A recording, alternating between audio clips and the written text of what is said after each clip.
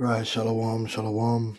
First, I'd like to give all praises unto Yahweh, Ba'asham Yahushai, Waharaka Kodash, and double honors unto the apostles and elders of Great Millstone, and honors to you brothers out there in the highways and the byways, teaching His word in all sincerity and in truth. And, yeah, boy, yeah, we definitely in them times. Esau's doing his thing, man. You know, the devil is definitely doing his thing. This is Job 15 and 34. It says, "For the congregation of the hypocrites shall be desolate, and fire shall consume the tabernacles of bribery. They conceive mischief and bring forth vanity, and their belly prepareth deceit." See, this whole system, this whole kingdom is a lie. Okay? They use the education system and the media and these politicians to sell the people a dream that the government is set up to bring the people prosperity, which is not true. Ultimately, these governments are set up to destroy the people, right, and bring the people under the subjection of the elites. And one of their stated goal is that you will own nothing and be happy. These elites want to possess all things. They want to be in total control, right? Which is not what the politicians push as their their policies. Well, ultimately, everything these politicians do when they get into government is feeding into the agenda. All right, the building of the new world order infrastructure, the expanding of public debt. All right, no matter who gets into power, the public debt will be increased, whether it's by war or wastage in the public services or whatever the case may be. The debt is going to increase because the debt is going to be used as a crisis to take away people's rights, to take away their services, to take away their possessions through austerity. All right, and you see that. We just come out of 2 or 3 years of a Tory government over here, conservative government, and everybody, was catching hell under this Tory government. So they did what? They voted in Labour, and Labour came into power, and the budget they just released is peak for man out here, right? They're just making it harder and harder for people to live. All right, and it's by design. It's on purpose. They're not gonna come out and tell you, "Oh, we in straight terms, oh, we're gonna make your life harder. We're here to destroy you." But that's what they do. All right, the debt clock will continue to spin, and they'll use it as the excuse, just like the U.S. debt. The U.S. debt is used as the excuse. Right, and how is that built up through war and all these different things, which ultimately don't benefit the people? But it's designed to be that way. All right. So if you think Donald Trump or Kamala Harris, right, their purpose is to bring prosperity to the people, then you got another thing coming. That's not their goal. That's not the mischief that they're setting up. Now over here, right now, they brought in this new budget, right? And under this new budget, basically the farmers, the small farmers, the family farmers are about to get that final knockout blow, because the farmers have been suffering for years. That's why big agro has been getting bigger and bigger and bigger, because they made it harder and harder for small farms, medium level farms to exist, right? By squeezing them out of the market, putting pressure on them through regulations and all sorts, right? And now in the UK, they want to put an inheritance tax on these farms, which basically means that, these farms are used to being passed down from generation to generation. With the tax they're putting on them, they're pretty much going to have to sell their farms to big agro. So you're going to own nothing, right? Let's see if I could play some of this. And so the farmers are about to go buck wild. Can I play any of this? Is it possible? The farmers are upset. One farmer's already killed himself, hanged himself in his barn. You know, there's about to be a... Can I play this? Oh, there's about to be a strike, protests, right? It says the Labour government has been warned of strike action and economic chaos, which is what they want. This is what they want. Order. They want order ab chaos. So their intention is to cause chaos. The Labour government has been warned of strike action and economic chaos from British farmers following Chancellor Rachel Reeves' clampdown on inheritance tax. Reeves unveiled her plans to tax in this week's budget announcement, which has been branded disastrous by the National Farmers Union. The NFU president Tom Bradshaw said that the budget not only threatens family farms, but will also make producing food more expensive. And they want the producing food to be more expensive, right? They want everything to be more, they want the inflation, they want the pain. This is their goal. Meanwhile, the politicians are on the TV telling you they're trying to get rid of the pain. No, they're not. They want the pain. We're going to get Revelations 12 and 12. See, if you knew the scriptures, you'd know that this devil ain't here for your best interest. So speaking to GB News, farmer and director at the Farming Forum, Clive Bale, suggested that Britons may be forced to panic buy food if farmers withhold produce from leaving their farms in retaliation to the measures. Yeah, and that'll be some good chaos, and that will give the government even more reason to take control of food production and work with big agro. All right. Bailey warned, I think at first farmers were in shock. Today, increasingly can see that shock turn into anger. A lot of them, and this is going to feed into the sedition too, a lot of them are basically saying we need to get more French. We need to start causing chaos, because pretty much they've been doing this all over Europe, in the Netherlands, just basically putting hell on the farmers. Farmers of all industries do have it within their power with the equipment that farmers have and their resourcefulness. They do have the ability to create economic chaos. If they start blocking roads, which has started to happen in the Netherlands and places like that, or parking tractors or driving them around at rush hour, they can cause an economic crash. They could hold the government to ransom on this.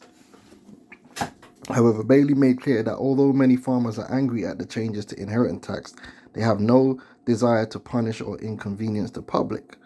Bailey told GB News, we don't want an ambulance not getting to hospital because someone's being held up by a tractor or a motorway is blocked, so I don't think you'll see that. All right, but what is being talked about, the rumor I'm hearing a lot of at the moment, I think beginning to become reality, is they're talking about potential strike action, not letting food leave the farm. All right, outlining the impact such a strike could have on the country, Bailey added, we all know how supply chains work now, how fragile they can be. Right? And I think that could very easily lead to the kind of panic buying that we saw with fuel and we saw with toilet roll and empty shelves. I think most people can go longer without toilet roll than they can without food, can't they? So yeah, man, it's getting sticky over here, man, and it's gonna continue to happen. All right, life is getting hard, everybody's getting squeezed, and they're gonna keep coming with the pain. The pain ain't gonna stop because it is necessary for them, and it is prophesied. Is it not written in the book of Revelations, the 12th chapter? Let's get that real quick. Revelations 12 and 12. It says, therefore rejoice ye heavens, and ye that dwell in them. Woe to the inhabitants of the earth and of the sea, for the devil is come down unto you, having great wrath, because he knoweth that he hath but a short time. Right? And you're going to find out that all these politicians are representatives of the devil. This system is of the devil. This kingdom is of the devil. And their mechanizations and their agendas are all devilish.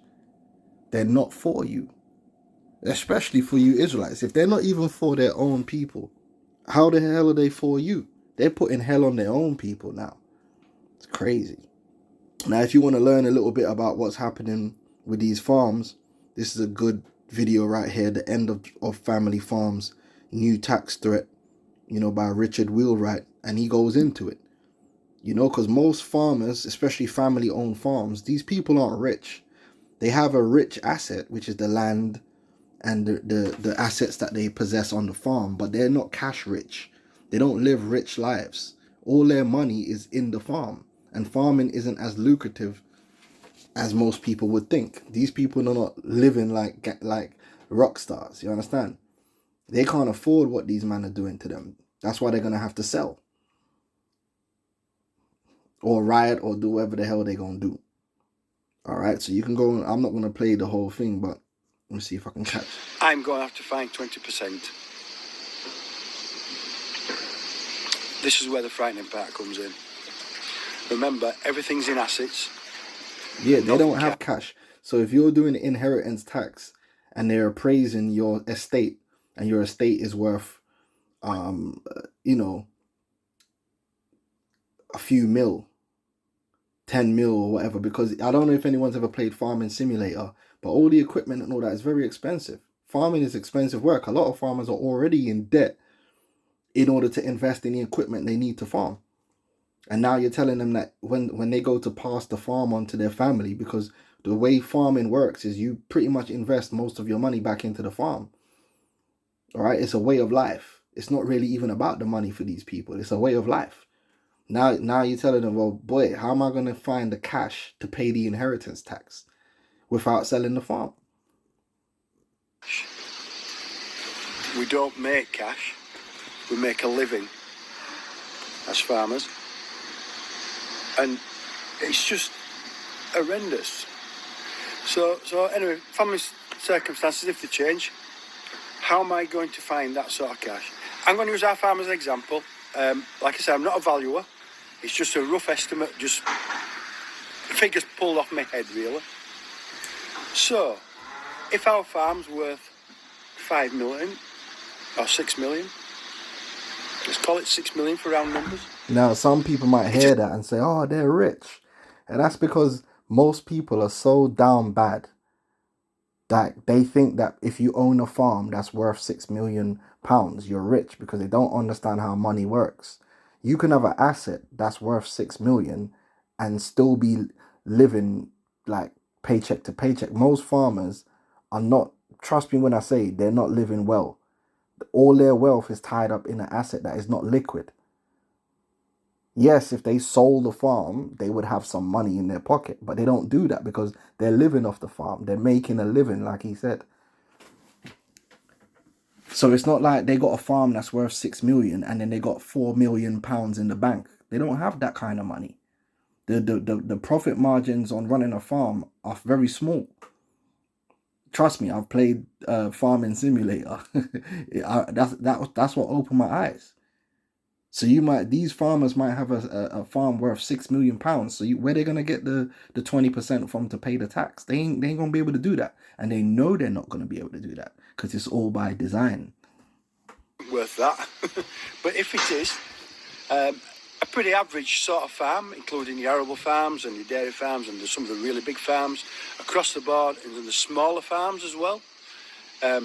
Average price is probably between 5 and 6 million, somewhere around about there. But remember, it's assets. So, okay, we're not going to get taxed on his first 100,000. Sorry, we're not going to get taxed on his first million. So if our farms are worth 6, so we've got £5 million, 5 million in assets, which needs to be taxed on death duties or inheritance tax. Which is wicked. I mean, what the hell are you doing taxing people on their inheritance? This is insane, but oh boy. Doesn't take much working out. 20% of 5 million. What does that come to? 1 million. It comes to £1 million. So for every value of £1 million, which is taxable, or inheritance tax, shall we call it, oh, that's what they seem to call it, is it's 200,000 in every million. So 5 million, it's £1 million. So as things change in life, as they do, and I've got to ask myself, where the hell am I going to find £1 million from?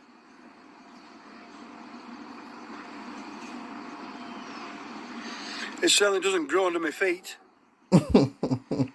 Where are we going to find £1 million? And the excuse for all this is what? The deficit. The massive debt bubble that they've been building up. So they can turn around and put more pressure on the people. And it's all by design. Yeah? And for these men that are sucking off Trump increased the deficit too. That's part of their job. To go in there and increase the deficit, right? Redistribute wealth and redistribute money from the people to the elites and build up the debt for in the people's name so they can go and tax them even more. It's insane. Remember, I'm just using my farm as an example. It's just purely an example. There are different costs and there are different values all over the country, of course there is. But I'm just using it as an example. So where am I going to find £1 million from? To find that £1 million, to find it, I've got to sell. It doesn't just end there, you see, does it? I give them their £1 million. I've sold 20% of the farm. Probably another tax is thrown in a month because they'll take everything you've got. And when they've done that, how do I turn it round? Shall we say, the farm's doing all right, we've been straight, all his bills are paid, we don't owe anybody anything, and the farm is straight. But then to borrow £1 million against the farm is just, it's not going to happen. Oh, part of the farm's gone. We're smaller. We can't earn a wage. We can't earn a decent wage. So the other alternative is just sell the bloody lot. You might as well sell it. So what is the point? And that's what they want. What is the point? We're just going to have to... That's exactly what they want. That big agro has all the resources and all the production. They have it under control. You will own nothing. The corporations own everything. And by the corporation and the government and then the elites. And you just get a chip so you can get your rations. This is what they want. Right? This new world order they want to bring in. They're bringing it in through causing chaos. Right? Multiple crises. Migrant crisis. You know, all different things got people upset out here. It's too much to even mention. This is just one of them. Right? Revelations 13:16. And he causeth all, both small and great, rich and poor, free and bond, to receive a mark in their right hand or in their foreheads, and that no man might buy or sell, save he that had the mark or the number of the beast or the number of his name. This is where it's all heading to. All this chaos, all this disorder. It's all by design, and it's just so that Esau can bring in this new world order, man, that he thinks he's going to get locked in. So all these people out here looking to Esau for salvation, you looking in the wrong place, because Esau's not here to save you. Esau's got his own plans.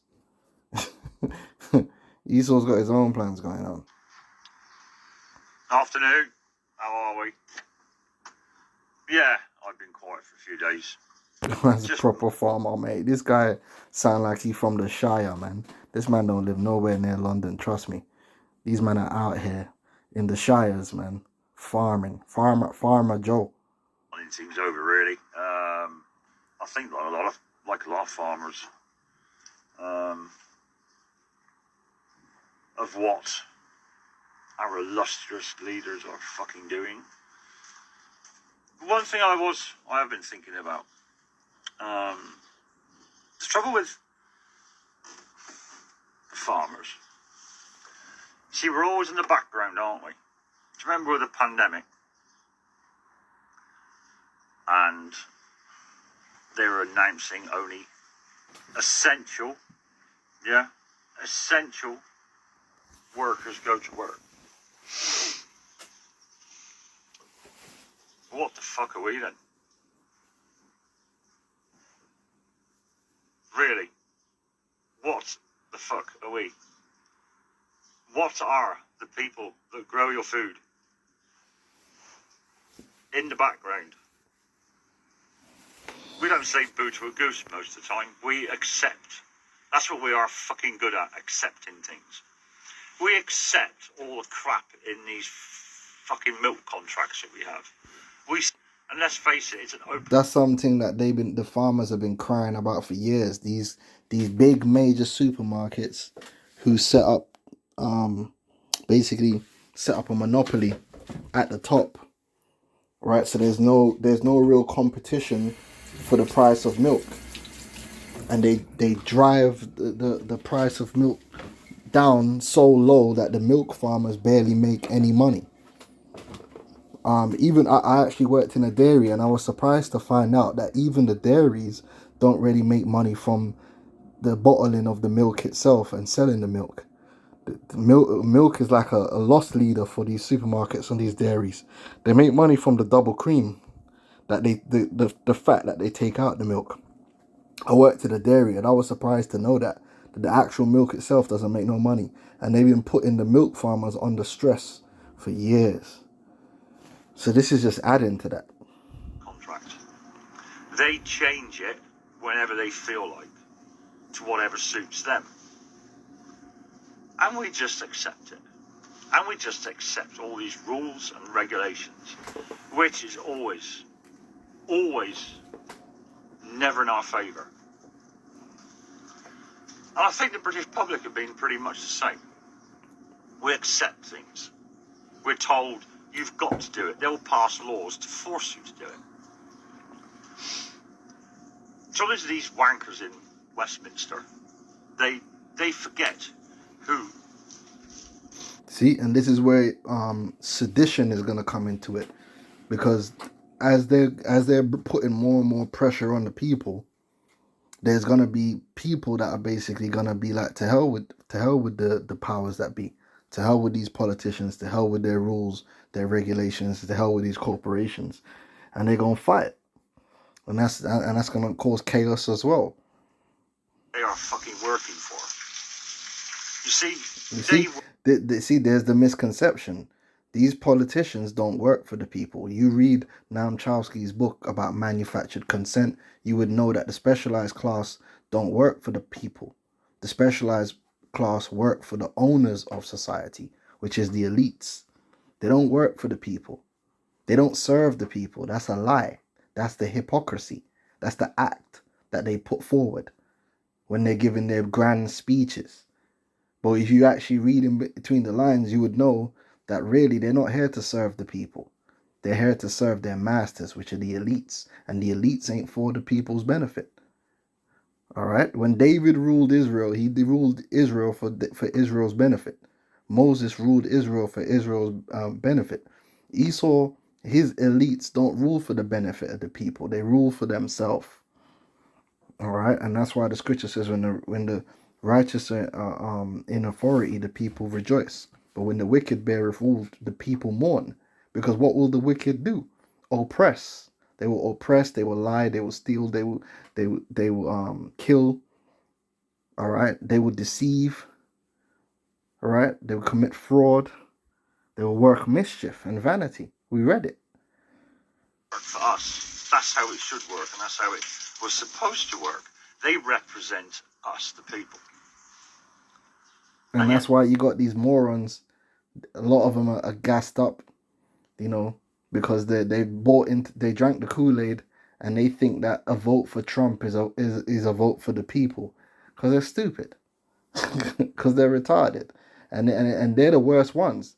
Them people that are following Kamala, they're just bugged out. But to be honest, the most bugged out people are the people who are supposed to be so-called awake, and they're still supporting Trump. That means you're triple fucked in the head. Like, because none of these politicians is there for the benefit of the people, man. All right? They don't. They represent themselves, their own point of view, their own ridiculous agendas. It's got nothing to do with the people anymore. They don't govern It us. never had anything to do with the people. That's what you know. That's what, it was never about you. They used the people to build the infrastructure for their new world order, and that's all you are. Sheep, tools, human resources to be used. All right, and to be disposed of when you become obsolete. They fucking rule us. And that is a difference. It's a huge fucking difference. And coming back to the farmers, there is one thing that we always forget being farmers. We own most of the country. We own most of the land. We have got more power than...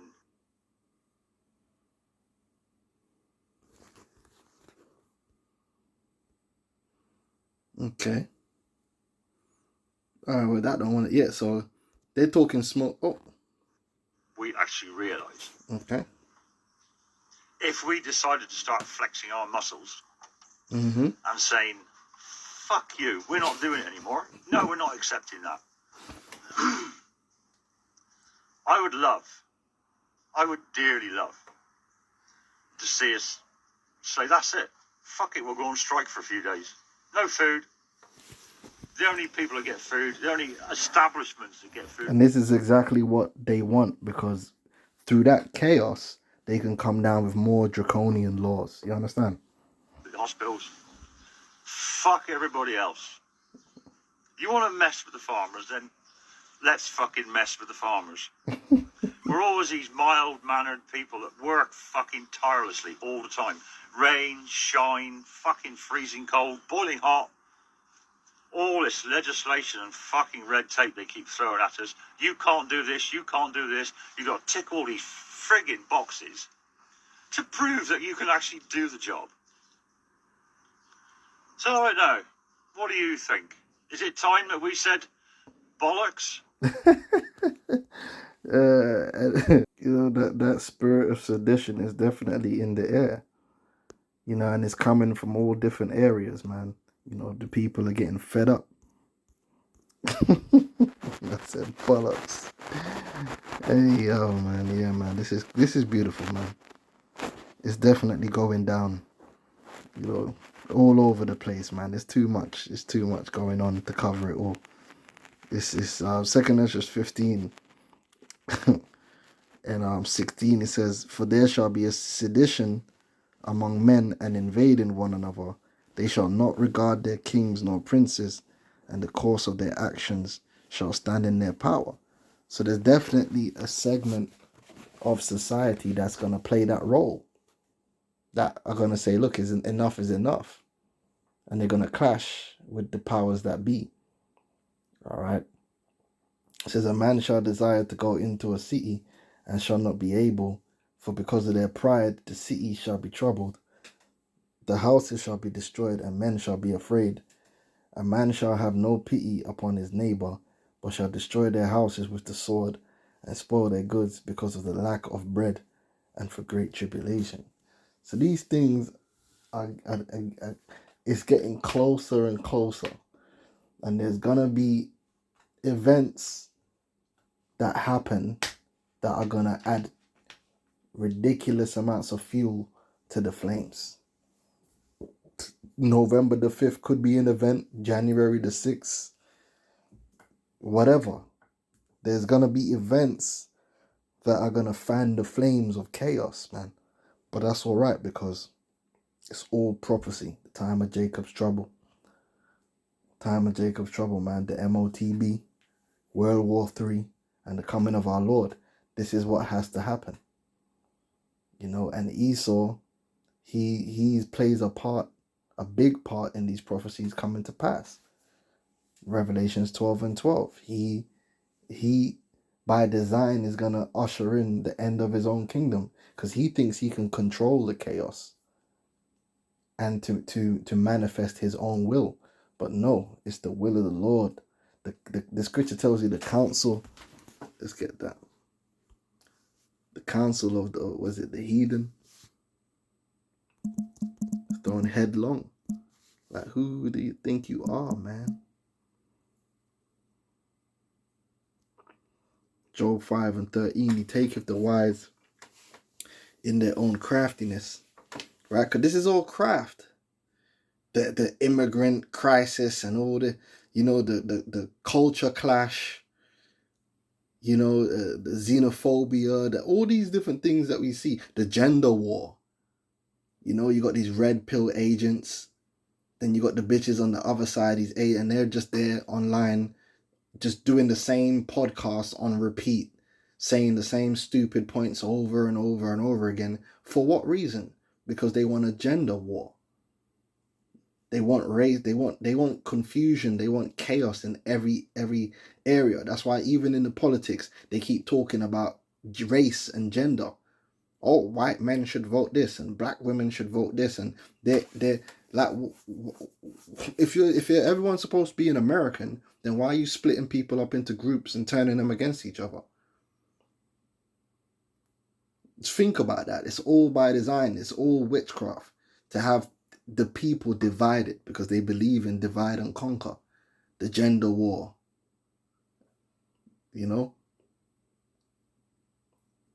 But it's all right. It's all playing into the hands of prophecy, and the elect are going to be united in Yahweh Shai, which is all that matters. All right. He taketh the wise in their own craftiness, and the counsel of the froward is carried headlong. So this enterprise that they want to achieve, they're not going to be able to fully achieve it because the Lord is going to stop them. But everything they're doing now is in their plans, right? Including what happens on November the 5th. It's all by design. So we're going to see, because that's tomorrow, man. But yeah, I just wanted to fill you in on what's one of the things that's happening here in the UK. It's getting spicy. Apparently they're gonna do some major protest on November the 19th or something like that. But we'll see when that time comes. So with that, I'm gonna say shalom.